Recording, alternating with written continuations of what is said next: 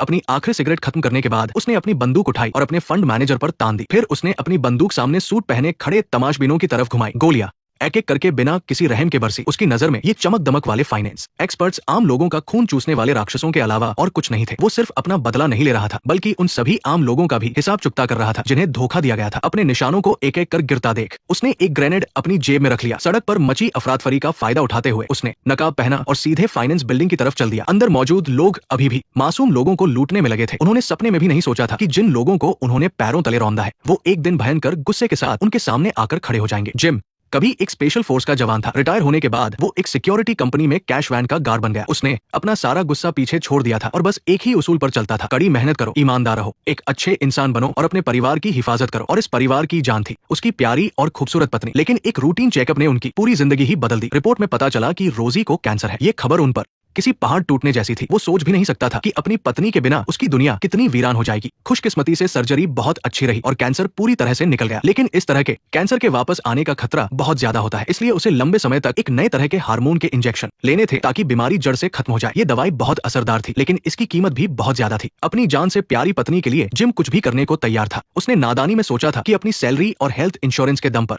वो इस मुश्किल वक्त को पार कर लेगा। लेकिन बिल भरते वक्त उसे पता चला कि इस साल की इंश्योरेंस लिमिट खत्म हो चुकी है। इसका मतलब था कि अब से इलाज का सारा खर्च उन्हें अपनी जेब से भरना होगा। जिम सन्न रह गया। उसे समझ नहीं आ रहा था कि जो इंश्योरेंस प्रीमियम वो हर साल भरता है वो सबसे जरूरी वक्त पर रद्दी का टुकड़ा कैसे बन गया। उसे अपने सारे क्रेडिट कार्ड इस्तेमाल करने पड़े, तब जाकर किसी तरह इस बार का बिल भरा जा सका। घर लौटते ही उसने तुरंत इंश्योरेंस कंपनी को फोन लगाया और इस लिमिट के बारे में सवाल जवाब किए। फोन पर सेल्समैन ने बहुत ही रूखे और मशीनी अंदाज में उससे कहा कि वो खुद अपना एग्रीमेंट पढ़ ले। आधी रात को उसकी पत्नी रजाई के अंदर छुपकर आंसू बहा रही थी। वो नहीं चाहती थी कि इस परिवार पर कोई भारी कर्ज चढ़े। अपनी पत्नी को दर्द और खुद को कोसते देख जिम का दिल तड़प उठा। उसने अपनी पत्नी को गले लगाया और प्यार से समझाया कि उसके पास अभी भी $60,000 का रिटायरमेंट फंड है। कुछ साल पहले उसने ये पैसा एक जानी मानी इन्वेस्टमेंट कंपनी में लगाया था। अगर वो बस ये पैसा निकाल ले तो आगे के सारे खर्च आराम से निकल जाएंगे। ये सुनकर उसकी पत्नी धीरे धीरे शांत हो गई। अगले दिन लंच ब्रेक के समय जिम ने तुरंत अपने फंड मैनेजर को फोन मिलाया, लेकिन फोन उठते ही सामने वाले ने मीटिंग का बहाना बनाया और जल्दबाजी में फोन काट दिया। साथ में खाना खा रहे उसके पुलिस वाले दोस्त ने भी परेशान होकर शिकायत की। दोस्त की कही गई एक छोटी सी बात ने जिम की बेचैनी को और भी बढ़ा दिया। हर हफ्ते के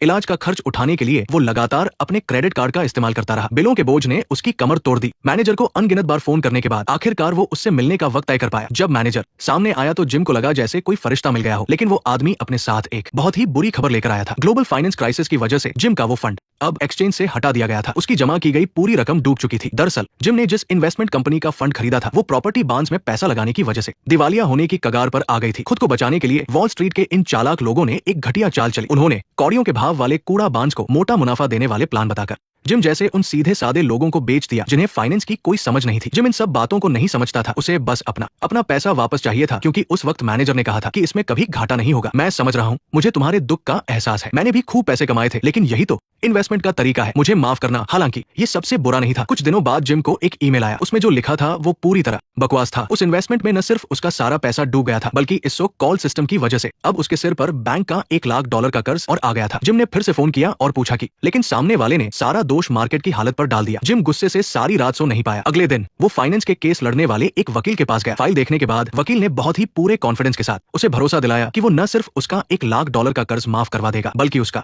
60,000 का फंड भी वापस मिलने की उम्मीद है। लेकिन इसके लिए उसे पहले $10,000 की फीस देनी होगी। बुरी तरह टूट चुका जिम ये रकम देने की हालत में बिल्कुल नहीं था। वो मायूस होकर वकालत के ऑफिस से बाहर निकला। उसे लगा जैसे आसमान ही टूट पड़ा हो। गनीमत रही कि भगवान सारे रास्ते बंद नहीं करता। उसके पक्के दोस्तों को जब उसकी इस परेशानी का पता चला तो उन्होंने बिना सोचे उसकी मदद के लिए हाथ बढ़ाया। उनमें से एक ने तो अपनी शादी के लिए जोड़े हुए सारे पैसे जिम को दे दिए और कहा कि इसे लौटाने की कोई जल्दी नहीं है। इस मुश्किल वक्त में मिले इस सहारे ने जिम को फिर से एक उम्मीद की किरण दिखाई। लेकिन जैसे ही उसने वकील को पैसे दिए उसका असली रंग सामने आ गया। उसने पैसे वापस दिलाने की बात तो छोड़ ही दी और जिम के सामने दो रास्ते रख दिए। या तो वो मान ले कि इन्वेस्टमेंट फेल हो गया, इससे जल्दी समझौता हो जाएगा और $1,00,000 का कर्ज माफ हो जाएगा, या फिर बाकी शिकार हुए लोगों के साथ मिलकर केस लड़े। लेकिन इसमें कई साल लग सकते हैं और जीतने की भी कोई गारंटी नहीं है। जिम को कुछ समझ नहीं आ रहा था कि वो क्या करे। उसने सोचा कि जाकर सरकारी वकील से बात की जाए, लेकिन जब उसने साफ देखा कि वकील अंदर ही है तो सेक्रेटरी ने उनके काम में बहुत बिजी होने का बहाना बनाकर उसे दरवाजे से ही लौटा दिया। इस पल जिम को पूरी तरह समझ आ गया था कि लाचार होना किसे कहते हैं। इसके बाद बुरी खबरों का मानो सिलसिला ही शुरू हो गया। ब्याज दरें बढ़ने की वजह से उसकी घर की ईएमआई डबल हो गई और बैंक ने भी उसकी खस्ता हालत देखकर उसे मेडिकल लोन देने से साफ मना कर दिया। इस कड़वी सच्चाई को मानकर जिम ने समझौता करने का ही फैसला किया। कम से कम वो पहाड़ जैसा कर्ज तो माफ हो जाएगा। लेकिन इससे पहले कि वो अपने वकील से बात करता, बैंक का एक और रिकवरी लेटर आ गया, क्योंकि उस $1 लाख के कर्ज की वजह से वो अब उसका घर नीलाम करने वाले थे। घबराकर जिम ने फिर से वकील को फोन मिलाया, लेकिन उल्टा फोन पर वकील ने ही उसे डांटना शुरू कर दिया। उसने जिम को कसूरवार ठहराया कि उसने वक्त पर जवाब नहीं दिया और एक अच्छा मौका हाथ से निकल गया। अब वो इन्वेस्टमेंट कंपनी दिवालिया हो चुकी थी और उसे किसी दूसरी कंपनी ने खरीद लिया था। अब सारी चीजें बदल चुकी थी। इसका सीधा सा मतलब था कि अब केस करने का भी कोई चांस नहीं बचा था। एक के बाद एक वो कुछ भी नहीं बदल पा रहा था, बस एक खाली इंसान की तरह काम पर जाता रहा, क्योंकि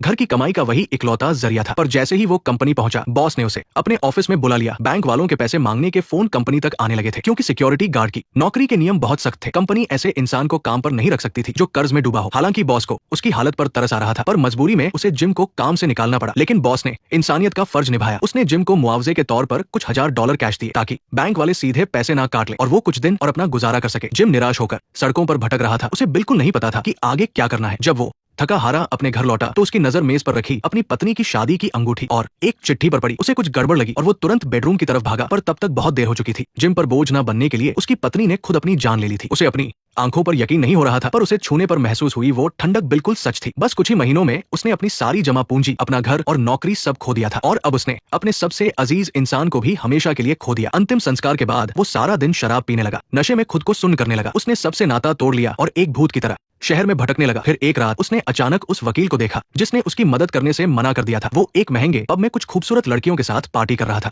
जिम को अब समझ आया कि उसके पास वक्त की कमी नहीं थी। वो बस जिम पर अपना वक्त बर्बाद नहीं करना चाहता था। जब वो वकील फोन पर बात करने बाहर आया तो जिम ने उससे पूछना चाहा कि वो आम लोगों के दुख दर्द को अनदेखा क्यों करता है, पर उसे क्या पता था। खून से लथपथ उस वकील को देखकर जिम ने जब देखा कि आसपास कोई नहीं है तो वो घबराकर वहां से भाग निकला। अच्छी बात ये रही कि न्यूज में वकील की मौत को शराब पीकर हुए एक एक्सीडेंट का नाम दिया गया। ये सुनकर जिम ने राहत की सांस ली, पर तभी उसके मन में एक ख्याल तेजी से पनपने लगा। जब सिस्टम उसे इंसाफ नहीं दिला सकता तो वो अपने तरीके से इंसाफ करेगा। उसने अपना सालों से बंद पड़ा एक बक्सा निकाला जिसमें एक बड़ी बंदूक रखी थी। फिर उसने ब्लैक मार्केट से 2 पिस्तौल और 2 ग्रेनेड खरीदे। वो रोज एक पुल के नीचे निशाना लगाने की प्रैक्टिस करने लगा ताकि वो अपनी पुरानी फुर्ती वापस पा सके। इसी बीच बैंक वाले आकर उसका घर भी खाली करवा लेते हैं। इस बात ने उसके बदले की आग को और भड़का दिया। जिम ने जल्द ही अपना पहला शिकार चुन लिया। वो था उस फाइनेंस कंपनी का वाइस प्रेसिडेंट। उसी इंसान ने उस बेकार इन्वेस्टमेंट प्लान को पास किया था जिसकी वजह से जिम का घर परिवार उजड़ गया था। इसके बाद उसने उस धोखेबाज वकील को ढूंढ निकाला। इन लगातार हुए मर्डर्स ने पूरे शेयर बाजार में हड़कंप मचा दिया। वो सारे बड़े बड़े अमीर लोग पहली बार मौत के डर से कांपने लगे थे। अपने आखिरी प्लान को अंजाम देने से पहले जिम अपने उसी पुराने फास्ट फूड वाले रेस्टोरेंट में गया और अपनी मदद करने वाले दोस्तों से आखिरी बार मिलने पहुंचा। वहां सब हाल ही में हुए मर्डर्स के बारे में बात कर रहे थे। दोस्तों को बिल्कुल यकीन नहीं हुआ और उन्हें लगा कि वो मजाक कर रहा है। आखिरकार उनकी नजरों में जिम हमेशा से एक सीधा सादा इंसान था। इस पर जिम ने उन्हें कुछ और नहीं बताया। शायद उनकी यादों में अपनी वही अच्छी छवि छोड़ जाना ही उसकी तरफ से सबसे अच्छी विदाई थी। जब वो फाइनेंस कंपनी की रेकी कर रहा था तो जिम अचानक उस इन्वेस्टमेंट एजेंट से टकरा गया। उसने अपने गुस्से को काबू में किया और उसके पास जाकर बोला कि उसकी लॉटरी लग गई है। उसने पूछा कि क्या उसके पास पैसे लगाने का कोई अच्छा प्लान है। एजेंट ने जैसे ही पैसों का नाम सुना उसका लालच तुरंत बाहर आ गया। उसने बहुत प्यार से जिम को अगले दिन एक कैफे में मिलने के लिए बुलाया। उसे क्या पता था कि जिम ने उसे पहले ही अपना शिकार मान लिया है। जिम ने छत पर अपनी स्नाइपर सेट की और चुपचाप अपने शिकार का इंतजार करने लगा। वो एजेंट बिल्कुल सही समय पर वहां आया। जैसे ही वो कैशे के अंदर जाने लगा, सड़क पर चली एक गोली की आवाज ने ऊपर बैठे उन सारे फाइनेंस कंपनी के लोगों का ध्यान खींच लिया। वो सब खिड़की के पास आकर तमाशा देखने लगे, पर उन्हें नहीं पता था कि अगला नंबर उन्हीं का है। जिम ने अपनी बंदूक उनकी तरफ घुमाई। उसकी नजरों में ये सब उन अमीर मगरमच्छों के साथी थे। पता नहीं कितने ही परिवार इनकी वजह से सड़क पर आ गए थे। जिम ने अपनी स्नाइपर और बाकी सारे सबूतों में आग लगा दी। सड़क पर मची इस अफरा तफरी का फायदा उठाकर उसने मास्क पहना और उस बड़ी सी बिल्डिंग में घुस गया। सभी लोगों का ध्यान खिड़की के बाहर था। किसी ने ध्यान ही नहीं दिया कि मौत अंदर आ चुकी है। उस कंपनी वाले फ्लोर पर पहुंचकर एक भयानक तबाही शुरू हो गई। चाहे वो बॉस हो या कोई मामूली कर्मचारी, उसने किसी पर भी रहम नहीं खाया। बस एक इंसान को छोड़कर। जब उसने एक टेबल पर एक प्रेग्नेंट औरत की फोटो देखी तो वो पल भर के लिए रुक गया। उसने उस आदमी को छोड़ दिया जो जल्द ही पिता बनने वाला था। वो जिम के दिल में बची हुई आखिरी इंसानियत थी। फिर वो सीधा मालिक के ऑफिस की तरफ बढ़ा और उसके बॉडीगार्ड्स को रास्ते से हटाने के बाद आखिरकार वो मालिक के सामने खड़ा था। उसने उसे अपनी पूरी कहानी सुनाई, पर उसे अंदाजा नहीं था कि ये इंसान मौत सामने खड़ी होने पर भी जरा सा भी पछतावा नहीं दिखाएगा। उसकी नजरों में ये दुनिया एक जंगल की तरह थी जहाँ सिर्फ ताकतवर ही बचता है। अमीर लोग इसलिए अमीर है क्योंकि वो चालाक और बेरहम है, और गरीब लोग इसलिए गरीब है क्योंकि वो बेवकूफ और कमजोर है। ये सब सुनने के बाद जिम बिल्कुल शांत हो गया। उसने कैमरे में देखा कि पुलिस बहुत करीब आ चुकी है और तभी उसके मन में एक प्लान आया। उसने अपनी पिस्तौल मेज पर रख दी और उस मालिक के साथ ताकतवर और कमजोर का एक असली खेल खेलने का फैसला किया। उसने कहा कि 3 तक गिनने पर जो बंदूक उठा लेगा वो बच जाएगा। पर वो मालिक कोई नियम नहीं मानता था। 3 गिनने से पहले ही वो बंदूक की तरफ झपटा। उसे लगा कि वो जीत गया, पर उसे क्या पता था कि ये जिम की एक चाल थी। उस बंदूक में कोई गोली ही नहीं थी। ठीक उसी समय पुलिस ने ऑफिस का दरवाजा तोड़ दिया। पुलिस की नजरों में जिसके हाथ में बंदूक थी वही कातिल था। उन्होंने बिना कोई वार्निंग दिए सीधे उस मालिक को वही ढेर कर दिया और जिम को एक मासूम मान लिया गया। पुलिस उसे सुरक्षित बाहर ले आई। मेडिकल टीम ने उसकी चोटों पर पट्टी बांधी। जिम को लगा कि उसने सबको बेवकूफ बना दिया है। तभी किसी ने अचानक उसके कंधे पर हाथ रखा। वो उसका वही पुलिस वाला दोस्त था। उसकी आंखों में कई सवाल थे। ऐसा लग रहा था जैसे वो सब कुछ समझ चुका है, लेकिन उसने एक शब्द नहीं कहा, बस चुपचाप जिम को वहां से बाहर निकाल दिया। और उसके दूसरे दोस्त ने भी चुप रहना ही सही समझा। शायद इसे ही सच्ची दोस्ती कहते हैं। अपने दोनों दोस्तों की नजरों के सामने से जिम वहां से चला गया और लोगों की भीड़ में कहीं खो गया। उसका बदला भले ही पूरा हो चुका था, लेकिन इस बेईमान दुनिया के लिए जब तक लालच और जुल्म कायम रहेगा तब तक शायद कोई और जिम बंदूक उठाने पर मजबूर होता रहेगा। तो आज की कहानी बस यहीं तक थी। मैं हूं शी यिंगशो। अगली वीडियो में फिर मिलेंगे।